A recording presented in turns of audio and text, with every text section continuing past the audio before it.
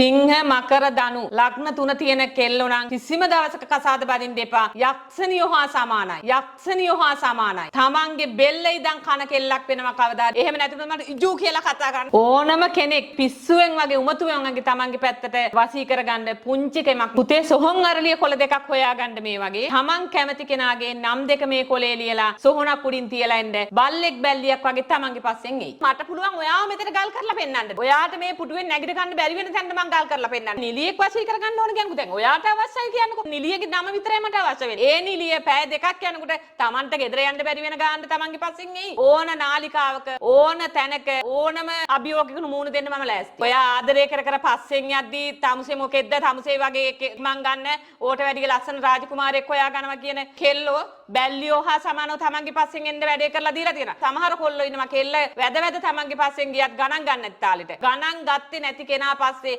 බල්ලෙක් බැල්ලියක් වගේ එන විදියට වැඩේ කරන්න පුළුවන්. ඔය නිලියෝ ඉන්නවනේ. එයාලා වැදලා ඉන්නේ හොඳ ව්‍යාපාරික කට්ටිය. ව්‍යාපාර කරන කට්ටියව තමන්ගේ පැත්තට ගන්න වසීගුරුකම් කරගන්න මගේ ගාවට එනවා. ඕන තරම් නිලියෝ ඉන්නවා මගෙන් වැඩ කරගත්ත කට්ටිය. මට අදාළ නෑ මේ නළුවද නිලියද මේ මැති ඇමති ගොල්ලෝද ඒවා මට අදාළ නෑ. තමන්ට අවශ්‍ය කෙනා මට පෙන්නුවා නම් මේ කෙනා මට මගේ පස්සෙන් ගෙන්න ගන්න ඕන කියන එක. පෑ දෙකක් යන්න කලින් තමන්ගේ පස්සෙන් බල්ලෙක් බැල්ලියෙක් ගාට තියෙන විදියට මම වැඩේ කරනවා. එහෙම නැතුනොත් මට ඉජු කියලා කතා කරන්න. මගේ ළඟට ගෑනු ළමයි කාවොත් කරදරයක් වුණා කියලා ඒ දරුවාගේ ප්‍රශ්නේ මං ඉස්සර වෙලා අහනවා. හෝටල් ගානේ ගිහිල්ලා පිරිමි ළමයි අතින් ඒ ළමයින්ට වෙන්න ඕන කරදර සිද්ධ වෙලා ඒ කොල්ලා ඊළඟට වෙන කෙල්ලක් පාල්ලාගෙන ඕන් ඔය වගේ කතන්දර තමයි ගොඩක්ම වෙන්නේ දරුවෝ අතර. ගෑනු ළමයා අනාථ කරලා නම් ඒ ගියේ පාහර බල්ලාගේ නමයි ෆොටෝ එකයි විතරයි මට අවශ්‍ය වෙන්නේ. ලෝකේ කොතනක හිටියත් බල්ලෙක් වගේ දන ගාගෙන ඒ කෙල්ල ගාවට ඇවිල්ලා ඒ කෙල්ලගෙන් ආදරේ හිගා කන තැනටපත් කරනවා ඒ කොල්ලවම. ලංකාව ඇතුළත මේ ලෝකේ කොතනක හිටියත් තමන්ගේ තියෙන ප්‍රශ්නේ මට කතා කරලා කියන්න. වෙලාවල් වෙනස් වීමක් සිද්ධ වෙන්නේ නැහැ. ලෝකේ කොතනක හිටියත් පැය දෙක නම් පැය දෙකම තමයි. ගෑනු කට්ටිය ගන්න කතා කරනවා. ඒක ඉතින් සාමාන්‍ය දෙයක් වෙලා දැන්. නීතිගත වෙලා වගේ නේ දැන් ලංකාව ඇතුළත. සමලිංගික වශයෙන් වුණත් මම ඒක කරනවා. මොකද ඒක ඔයාලගේ කැමැත්ත. කුට්ට කුරුට්ට පවා මේ දේ කරනවනේ. ගූගට කොල්ලෝ කෙල්ලෝ ඉතින් දැන් ශාස්ත්‍රය කරනවා කියලා කියනවනේ. TikTok එකේ අර ටොක් එකේ මේ ටොක් එකේ දානවා කියලා. මෙල්ලව සසරක් දන්නේ නැති ඔය පොඩි කුට්ට කුරුට්ට නිසා තමයි මේ ශාස්ත්‍රයේ තැනක් නැති වෙලා තියෙන්නේ. අවසානයේ මේ ගෑනු කෙනාට ණය ගෙවා ගන්න බැරුව මේ ගෑනු කෙනාට ණය දෙන